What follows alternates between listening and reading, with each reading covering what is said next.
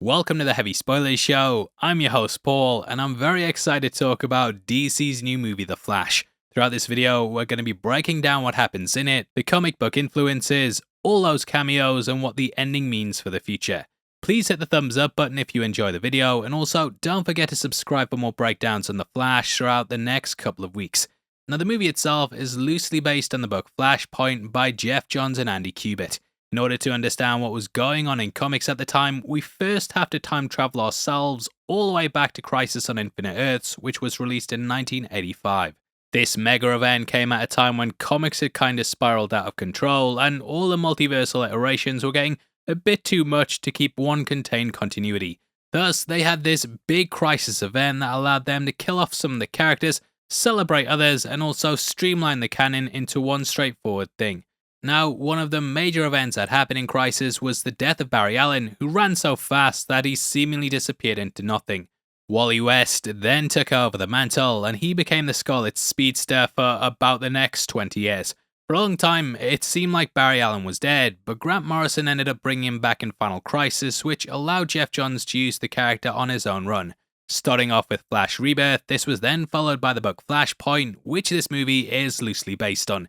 In that, Barry awoke one day to find that his mother was still alive, and that the world around him was vastly different. His wife was with another man, he no longer had his powers, and both Atlantis and Themyscira were at war with one another.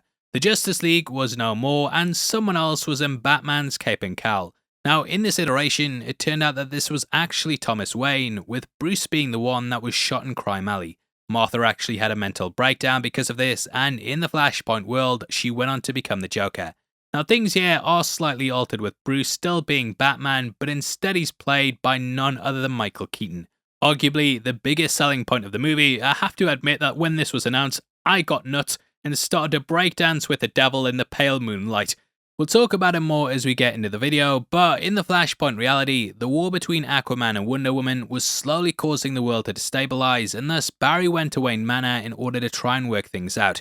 Confronted by Thomas, he eventually convinced him he was telling the truth, and the pair worked together to recreate the experiment that gave Barry his powers. Now, in the comics, Barry also managed to release the suit from his flash ring, but this was revealed to be a yellow one, much to the surprise of Barry. Surmising that the Reverse Flash was behind this all, he believed that Thorn had changed the timeline to make this world which was descending into chaos. Now, the Reverse Flash doesn't appear in the movie, but one thing that they mirror is that the group try and track down Superman. In the comics, Cyborg helped the pair to discover that he didn't land in Kansas, and instead he was taken in by the government and kept underground. Basked in red sunlight, this kept him depowered, but eventually he was free. However, he ended up flying away. Leaving the group behind, they still soldiered on, and the war came to a head with them stuck in the middle. As the world started to fall apart, the Reverse Flash arrived to taunt Barry, which is when he revealed what had really happened. Though Thorn had been suspected to be behind it all, it was revealed that Barry had changed things by going back in time to stop his mother's murder. Outrunning a giant bomb that had been set off in order to end the war, Barry raced away from the explosion and back into the past to stop himself from traveling back in time. This worked, but it ended up creating another soft reboot called The New 52, which kept some elements of the canon whilst retconning others. That's exactly what seems to be happening with the DCU as well, which this movie is now acting as a launchpad for.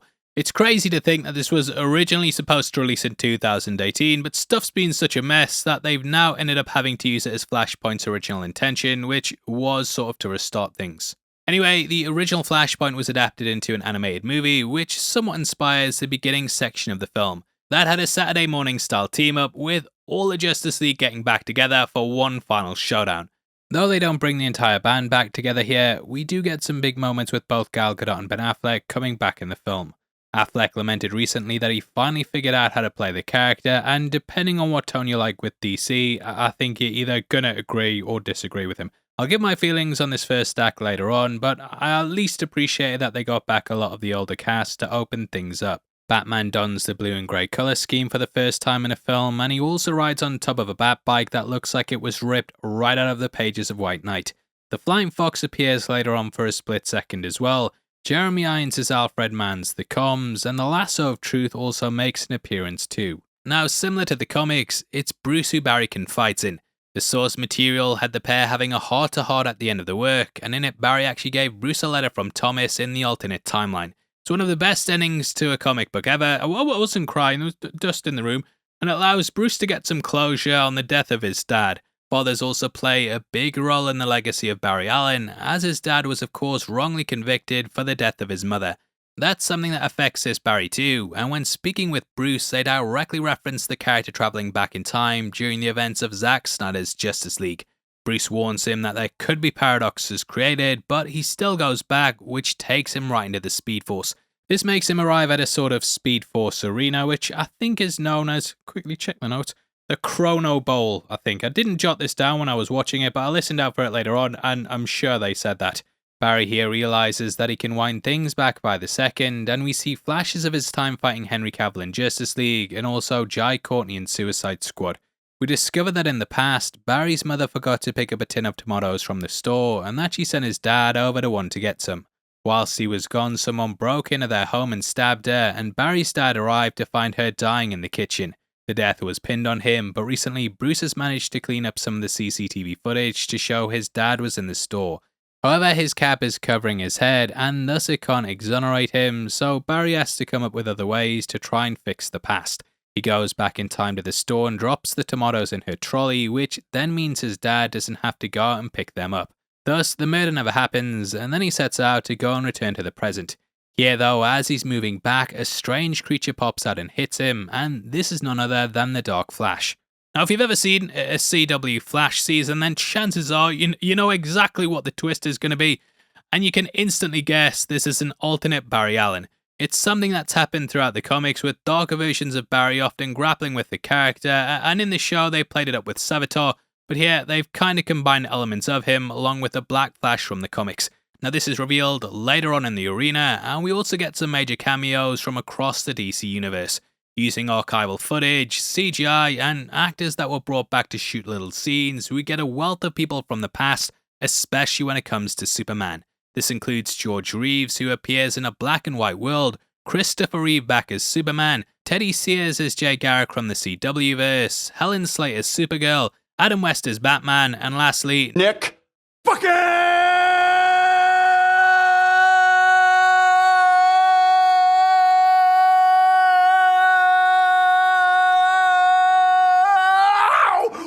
Cage! Who is playing an alternate version of Superman. Anyway, the Nicolas Cage one's playing off the fact that he was originally supposed to play the character in the doomed film Superman Lives. There's an amazing documentary called The Death of Superman Lives, which chronicles all the things that went on with the Tim Burton film, and ultimately why it ended up falling apart. In the scene, he's fighting a giant spider, and in the documentary they kept talking about in the script how producer John Peters was adamant that they have a giant spider in the movie. This never happened, but Peters later went on to make Wild Wild West, which, yep, giant spider at the end. Now, I was a bit surprised that they didn't include Grant Gustin at all, with them weirdly opting for Teddy Sears instead. I know Ezra appeared alongside Grant in Crisis, but it would have been nice to have at least acknowledged him here. Teddy is playing Jay Garrick though, like how he did originally in the show. However, I think John Wesley's ship would have made more sense if you know how that plays out. Nicolaj Coster-Waldau, who played Jaime Lannister, makes an appearance as a guy who's about to eat a pizza, which Flash grabs so he can fill up on some calories. He does this later on in the movie to a photographer as well, and he's played by none other than director Annie Muschietti. A while back it leaked that Nicolaj was in the movie, and many theories came out that he was actually the reverse Flash. That's not the case though, which it would have been good, but he's just there to bite down on a pizza before it gets taken away. Now, Nicolaj and Muschietti actually worked together on Mama, so I think this cameo is just him bringing his friends in. Now, the whole thing with Christopher Reeve and Helen Slater has caused a bit of a kick-off online due to how bad that the two characters look. Helen's okay to me, but in the case of Reeve, I feel a bit funny with them resurrecting a dead guy to basically use him for cameo points. In the past, moments like this in Rogue One and so on have been used at least to have a character, whereas he just pops in and basically just stands about badly. To me, you have to be flawless when pulling this off, and it looks really bad, which massively diminishes its impact and makes it almost like a parody. I am still unsure exactly how I feel about it, but my initial gut reaction was that they should have just let the guy rest. Anyway, they're cameos, so, it's not really make or break for the movie, and what the film itself is built around is Barry meeting up with his younger self in the year 2013. Dark Flash hits him as he's travelling home, and this knocks him to the point in the timeline where Man of Steel was set. After giving his powers to the past Barry, he tries to train him and wants to track down the Justice League, but they're not actually formed. Tamura Morrison pops up when Barry tries to ring Arthur, and his dad answers to reveal that he never met Atlanta. Wonder Woman hasn't emerged yet we're forgetting 1984.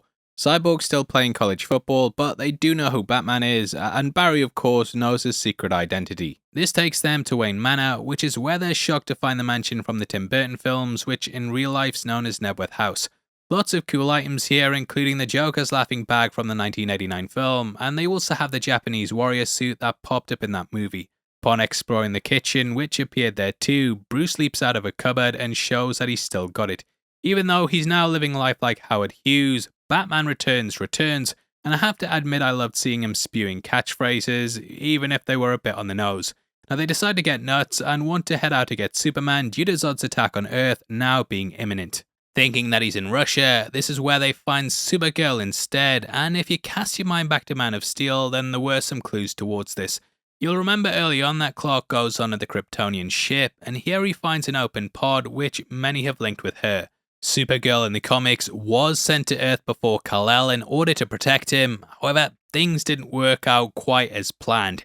Due to time and space, Kal-El actually landed before her, even though she set off first.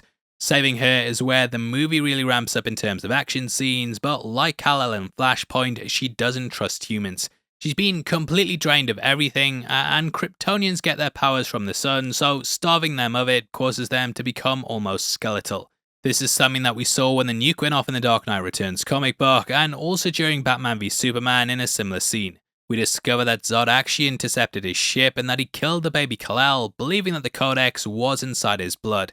In this reality though, it's in Supergirl's instead, which eventually leads to him attempting to invade Earth like how it happened in Man of Steel.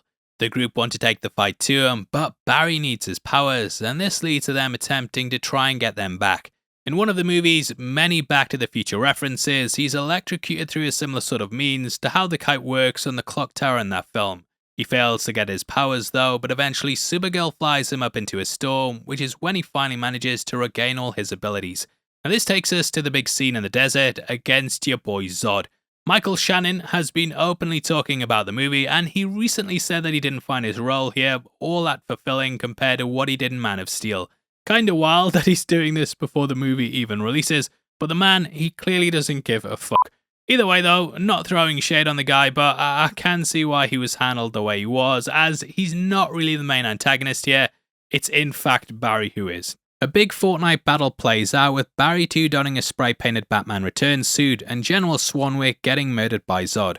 Kinda telling this out of order as Supergirl leaves them, sees Zod killing Swanwick and then flies back to help Barry get his powers, but this drastically alters the way that things played out as Supes originally went up in the ship. Now they also bring in the Batman 89 Batwing, and eventually this leads to the death of Michael Keaton's Batman and Sasha Calle's Supergirl. They're unable to defeat Zod, which I'll talk about in just a bit, but the deaths actually change a lot of things going forward. Now for the next part of the video, I want to talk what was originally supposed to be the plan here and what they ended up changing it to. I have done a full breakdown on the ending scenes if you want to see this more in depth, but I thought I'd just cover what was going on at the time with Warner Brothers when the movie was shooting. So originally, you might remember that Michael Keaton had been announced as taking over the role of Ben Affleck in the DCEU. He was going to become a Nick Fury type figure who would act as a mentor to all the heroes and basically be the bridge that brings this all together. Keaton also shot scenes for Batgirls, and this death was going to be retconned with the original ending. Now we know this because scenes of it were shot publicly, and in it Barry was going to return back to the present, and at this point his dad would be announced as being freed from prison. A Mercedes-Benz would then pull up, which is when Barry would recognize it as being Bruce Wayne's, and he'd rush over to it, which is when Michael Keaton would step out. Sasha Calle would then drop down, and we'd end with a big WTF moment. The pair would then remain in the universe going forward, but this has been changed in favour of going with James Gunn's DCU plans. Batman Brave and the Bold's going to be based on Grant Morrison's run, and it will feature the father and son duo of Bruce and Damian, played by brand new actors. Now the way the movie ends might make that seem confusing because what we get is an appearance by George Clooney. Barry arrives and accidentally slightly exposes he's Batman, but luckily no one really hears or pays attention to it. Now it's kind of a similar scene to what we were originally going to get, as the Michael Keaton version wouldn't know who Barry was, but having it here also poses far more questions. Like I said, I have done a more in-depth breakdown on this, but yeah, a lot of you might be wondering if this means George is going to be the DCU Batman going forward, and yeah, I have questioned that myself. Now, this cameo actually leaked a while back, and people instantly hit up Gunn asking if Clooney was the DCU's Batman. He denied it and said they were going with a new actor, and thus I think that this is probably just going to be a joke for fans to end the movie on. Clooney got a lot of backlash at the time and has joked about how bad of a Batman he was, but fans have kind of come around on the camp take, and I personally think the movie's hilarious. I know there will be people who think he's the worst thing that's ever happened to comics in general, but you know, just lighten up, mate. It's really stupid, and I enjoy it. It's a guilty pleasure, I'll say that. Now, I know there will be people who think that he's going to be Bruce going forward as well, but I can't see myself seeing it, even though I could be wrong. Now, we know that Flash 2 isn't on the horizon for the upcoming slate, and with Andy Muschietti potentially directing Brave and the Bold, it'll probably be a while now until he gets around to even starting work on a second film for this. I imagine they would have to address it in that, which it's going to be so far in the future. Personally, I just think they'll not address it at all, and yeah, we'll just be left wondering what the hell was that about. Now, I'm guessing that Clooney could also potentially show up in Aquaman 2 or cameo in something down the line, and we know that Ben Affleck was cut from the film to keep things streamlined. The Flash was originally meant to release after Aquaman 2, but they swapped the order, which then kind of forced them to shoot the post-credit scene for this film involving Jason. That has him stumbling around in the street drunk, which is when he lands face first in a puddle, whilst Barry explains the other Batman. It's all just a big joke scene again with Arthur demanding more beers, and it shows that at least some elements remain for the DCU going forward. However, that won't be Keaton or Kaye, and their death forces Flash to realise that he can't beat Zod. Now what they can do is keep travelling back in time over and over again to attempt to play the battle out differently, and this takes us back to the Chrono Bowl. If you cast your mind back to Zack Snyder's Justice League, then you'll remember that the heroes originally lost to Steppenwolf, but Flash travelling back in time helped them to win. Where things differ though is that Zod's attack is a fixed point in this timeline, and no matter how many times they go back, there's no way to save Supergirl and Batman. Now thematically, this plays into the movie's true meaning. Future Barry's willing to accept there's no solution, whereas the other isn't, and they want to hold on to the past. This could definitely be viewed as a metaphor for the DCU fanbase, as there's people who want to keep the older actors, whereas Gunn's now bring in the new ones. If you follow the channel for a while, then you know I've always been fond of Snyder's work, and I hate the way that some stuff like Henry Cavill being brought back and then dropped was handled by the company. So I think this can kind of be seen as a metaphor for that, but whether people agree with the new direction or not remains to be seen. In the case of the film's plot, Barry 2 constantly goes back to the battle, and after being hurt over and over and over again by all the Kryptonian weapons, this eventually becomes the black metallic armor that covers his entire skin. The Dark Flash goes to stab future Barry, but past Barry jumps in the way, and thus him dying wipes out this dark version. This clears the way for Barry to realise what he has to do when he decides to travel back in time and rearrange things so they play out the same way. He removes the tin of tomatoes from his mother's trolley, but he does somewhat say goodbye to her in this supermarket scene. In the comics, Barry travelled home to her directly to tell her the truth, whereas here he pretends to be someone else. Either way, a big point that they make in the comics is that though Barry lost his mother, he still got to keep the memories of growing up with her. That doesn't happen in this film, but he does say that she'll be alive out there somewhere in time, they just won't be able to perceive it. There are theories that time exists everywhere all at once, and thus the past, present, and future are all happening right alongside each other. It's just humanity's view of linearity that gives it the order, but now, due to Barry altering how he perceives things, he knows she's alive at some point. So he says his goodbyes, but we later learn that he did in fact still shift some things. At the store, the tomatoes were placed on the top shelf so that when his dad went to get them, he looked up and thus the camera was able to capture him. Due to Bruce cleaning up the footage, it can now be entered as new evidence, and it exonerates his dad, allowing him to go free. Now, as Michael Keaton's Bruce explains in the film, shifting the past even just a bit can change things from before the original event was altered. Using 2 strands of spaghettis, he displays this as the timeline, and at the center point where things change, the new one skews off, so it changes the past and future. This is how Eric Stoltz can be in Back to the Future, and originally he filmed scenes for the movie before he was replaced by Michael J. Fox. So this is why Barry doing the tin thing changes what Bruce looks like in the past, and it leaves us as a different one to the Michael Keaton version. That ends the movie with Barry's tooth falling out, and I'll guess we'll see what Gunn's plans are going forward. Now, as for my thoughts on the movie, I know that there's obviously a lot of controversy surrounding it due to a number of different issues. Not only was the movie in development hell for years and years due to a number of directors getting fired, but you then had numerous scripts being made and then also the stuff with Ezra Miller. I've read a couple of different reviews where they talked about how you can't say this is a good film because of what happened with Miller, which I personally think is wrong when you're reviewing a film.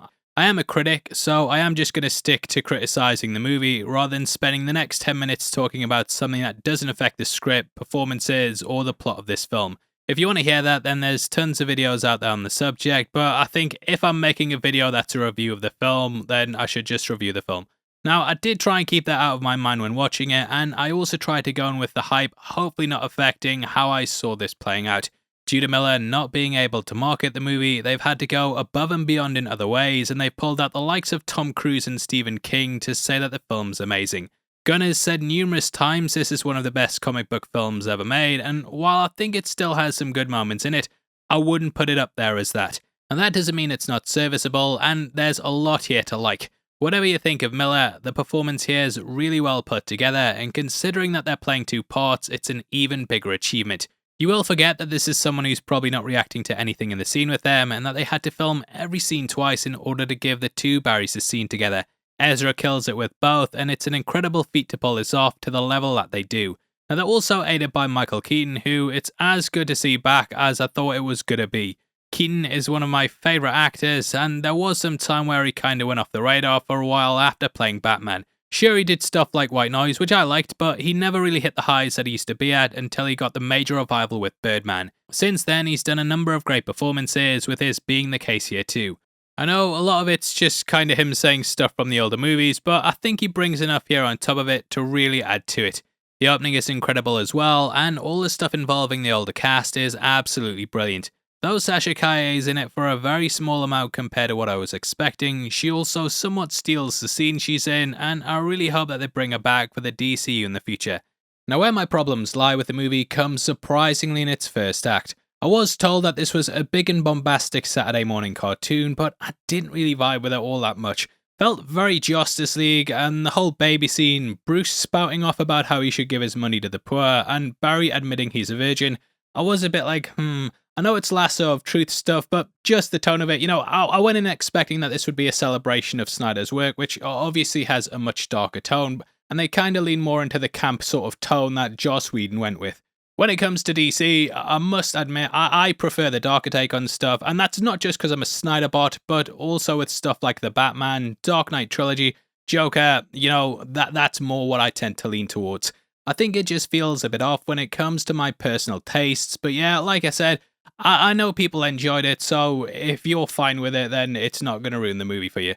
Now, one thing that I also found in that opening was that Barry was annoying as hell, and I thought that when the second one got introduced that it just went to a ridiculous level. I was sitting there thinking, no way can he be like this the whole movie, and to be fair, they didn't do that, and they actually used it really well in the end, and you can actually see how the characters change and mature over the film, which actually makes those more annoying scenes work a lot better. Although I didn't really gel with that first act at all, I think by the time they get to Michael Keaton that everything just falls into place and it starts to really come together. However, where all these scenes are let down is by the oftentimes abysmal CGI that riddles the entire film. There's a lot of CGI characters in this that look fake as hell, and the effects stop this movie from being as good as it could be. It's weird that Zack Snyder's Justice League had half the time and budget that this movie did for effects, and that came out looking way better when this is intended for a theatrical release.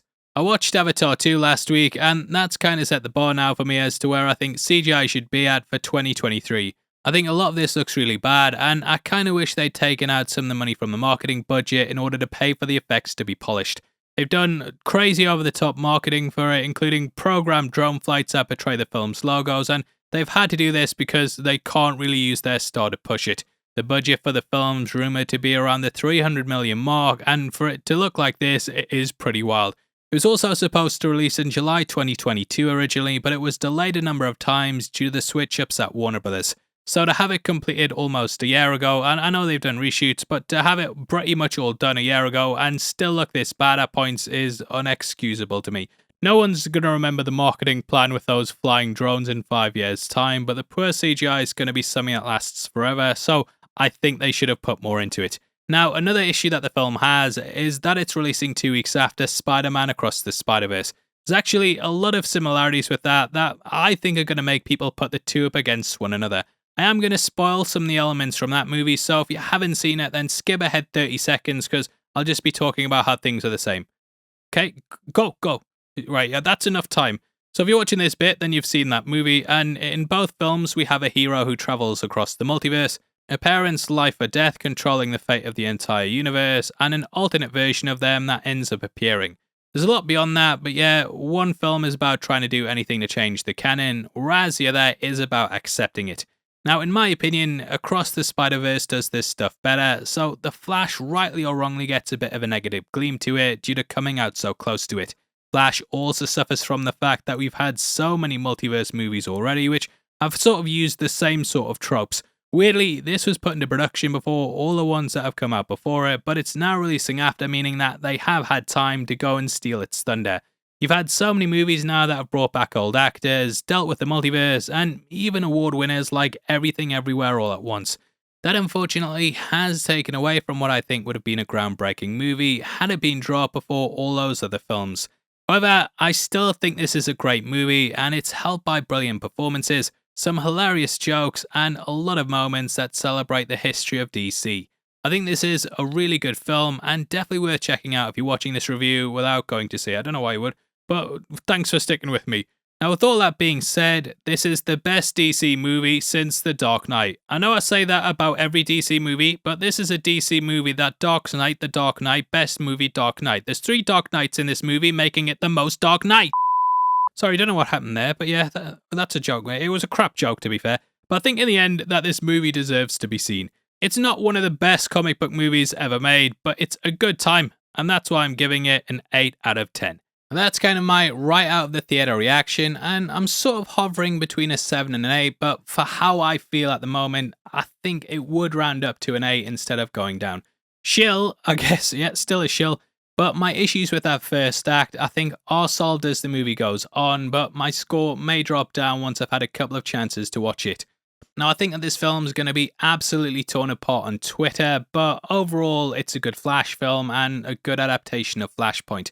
I know, though, that deep down the DC fan base is going to go to war over this film for the next couple of years, and people are about to end friendships over what happens in this film. Going to be non-stop endless arguments, a never-ending war, so hug your family tonight, brother, because tomorrow we fight. Now, obviously, I'd love to hear your thoughts on it, what you think's going to happen in the future. Are you going to be fighting a civil war all day tomorrow on Twitter? Make sure you comment below and let me know. If you want to support the channel for as little as 99 cents a month, then please click the join button below, and as a thank you, you'll get early access to videos every week. We also have a merch store over at zeroedition.com, which sells lots of nerdy inspired t-shirts, hats, and more. We've just launched a Secret Invasion / Pulp Fiction inspired t-shirt, so if you want to head over there and help us out, then the link's in the description. Now, if you want something else to watch, we've got a big breakdown of the post-credits scene, along with that George Clooney reveal, so definitely head over there right after this. There's still so much to talk about. I will be covering The Flash more and more, and huge thank you for sticking with me until the end. I've been Paul, you've been the best, and I'll see you next time, and you take care of yourself and enjoy your week. Peace.